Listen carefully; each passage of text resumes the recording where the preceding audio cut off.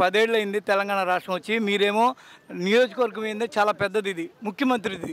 ఈ 10 ఏళ్లలో ముఖ్యమంత్రి నియోజకవర్గ వాసిగా మీరేం తేడా గుర్తించారు? 10 తేడాలు చెప్పండి. ఏం ఏం తేడాలు ఉన్నాయి? ఇవన్నీ తేడలే ఇవి. ఇప్పుడు 10 ఎకరాలు ఉన్న భూమి వానికి ఇచ్చి, ఇప్పుడు అర్ధ ఎకరం ఈ ఎకరా వానికి ఏమి ఇచ్చుడు లేదా? ఈ 10 ఎకరాలు ఉన్న పైసలు అంటే ఇప్పికే ఇవి ఏమేమి రైతు బంధు వాటే ఇస్తుండు, లక్ష్మీ కళ్యాణ్ అవి ఇస్తుండు. ఇవి కొద్దిగా న్యాయం ఉన్నది అనుకో చాలా మటుకు.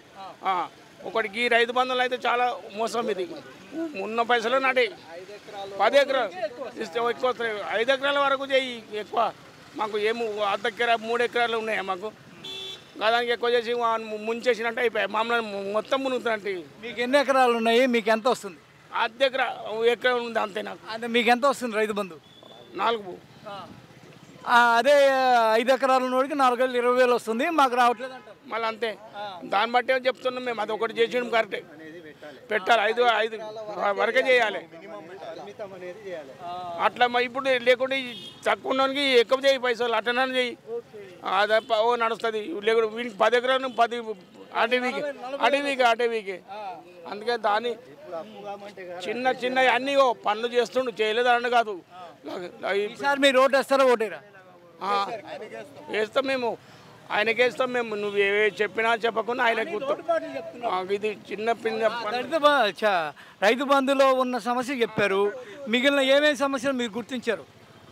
ఇప్పుడు అన్ని చేస్తాడు కానీ తక్కువ ఎక్కువ నీళ్ళు తెచ్చాడు. మాకు నీళ్ళు అయితే పక్కా తెచ్చండి కాదు. దానికి చాలా కష్టం కూడా మాకు. నీళ్ళు అయితే వద్దని కూడా ఆడవాళ్ళు పొద్దుగాలు ఇస్తేనే అదే కొట్టుకుందరు.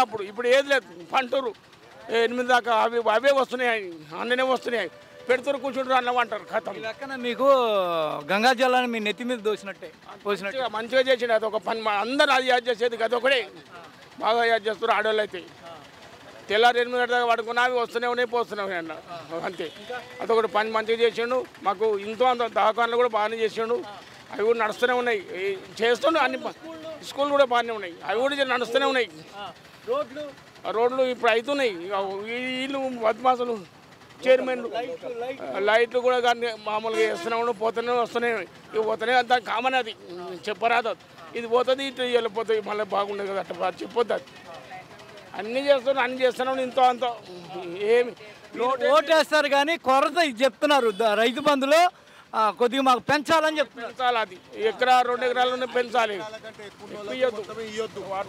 అది 5 ఎకరాల లోపలకి ఇవ్వాలి. వీటిని కూడా కొంచెం అంతా పెంచాలి. అట్లా లోపలనే అంతే.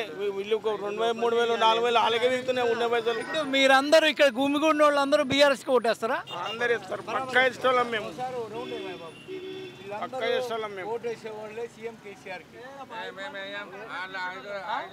5 మంది కాంగ్రెస్ కి ఓటేసేవాళ్ళు. 1, 2, 3, 4, 5,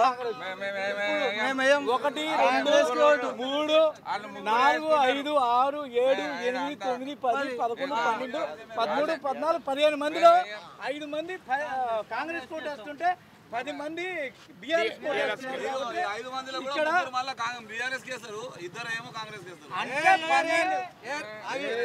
బెడ్రూమ్ 15 మందిలో ఇక్కడ 2 తప్ప 13 మంది బీఆర్ఎస్ కే ఓటేస్తారు. కాబట్టి ఇక్కడ వచ్చేసారి కూడా సీఎం కేసీఆర్ ఇక్కడ వస్తాడని మనకి ఈ గ్రూప్ ద్వారా అర్థమైంది. ఇంకా 10 సంవత్సరాల దాకా కేసీఆర్ సారే. ఎందుకంటే మాకు ఏం బాధ లేదు ఆయన వచ్చినప్పటి నుంచి. లేకుంటే నీళ్ళ కష్టం మాకు ఎంతో ఉండే. 5 కిలోమీటర్లు పోయి నీళ్ళు మోసుకొస్తుండే మేము.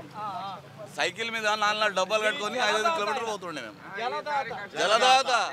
జలదాత అన్నదాత. ఈసారి మాత్రం గెలుచుడు, ఈసారి కష్టమే. కేసీఆర్ గెలుచుడు. రేవంత్ రెడ్డి ఉన్నాడు కాబట్టి పక్క చెప్తున్నా. ఈ తక్కువ సీట్లతో సీఎం మళ్ళా కేసీఆర్. ఈసారి మంచి majority, next time come majority కావచ్చు కానీ మళ్ళీ ఆయననే సీఎం అంతే. ఇస్తారాకు అవుతుంది లాస్ట్కు. మెజార్టీతోని గెలవాడు. మీకు కేటీఆర్ సీఎం అయితే మంచిగానే. వాళ్ళ ఫ్యామిలీ నుంచి ఎవరైనా కానీ, ఎందుకంటే వాళ్ళు చెప్పిన మాట చేస్తారు. దోసుకోదింటారు కదా అట్లా. ఏం చేసినా ఏదైనా ఏదైనా చెప్తే ఇది చేస్తామంటే ఇవాళ కాకుండా రేపు చేస్తారు, వాళ్ళు కంపల్సరీ చేస్తున్నారు. అది ఇక్కడ ఒక అసెంబ్లీ నమోదైంది. ఇక్కడ ఒక 15-20 మంది జమ్ముకూడారు. వీళ్ళల్లో ఒకళ్ళిద్దరేమో గట్టిగా కాంగ్రెస్ సపోర్ట్ చేస్తున్నారు. మిగిలిన వాళ్ళు చాలా గట్టిగా ఈ కుర్రోడ్తో సహా ఏం చెప్పదా? మాకైతే మంచిగానే చేసిండు, డబుల్ బెడ్రూమ్ ఏం చేశాడు? ఇండ్లు ఇచ్చిండు, ఈయనోళ్ళకి ఈ రోడ్లు బాగా చేసిండు, లైట్లు మంచిగా చేసిండు. పడిపి ఆయననే వస్తాడని కోరిక ఉంది మాకు. నువ్వు బాబు చెప్పండి. బీజేపీ కాంగ్రెస్ అయితే ఓవరాల్గా ఇక్కడ 15-20 మంది చేరితే ఇక్కడ ఒక కాంగ్రెస్ వాళ్ళు ఒక 5 మంది గట్టిగా మాట్లాడుతున్నారు. మిగిలిన వాళ్ళంతా బీఆర్ఎస్ వస్తున్నట్టుగానే ఇక్కడ వీళ్ళందరూ చెప్తున్నారు. ఇది మాత్రం గ్రౌండ్ రిపోర్ట్ తుప్రాన్ నుంచి. తుప్రాన్ అనేది మామూలు మండలం కాదు, ఇది గజ్వేల్లోనే అతిపెద్ద మండలం. ఈ మండలం కింద 132 పల్లెలు ఉన్నాయి. ఇక్కడ మాకు కేసీఆర్ వచ్చాక 10 ఏళ్లలో 10కి పైన అభివృద్ధి సూచికలను మేము చూసామని ఇక్కడ వాళ్ళు చెప్తున్నారు. కొందరు చెప్పచ్చు మాకు సమస్యలు ఉన్నాయని చెప్తున్నారు.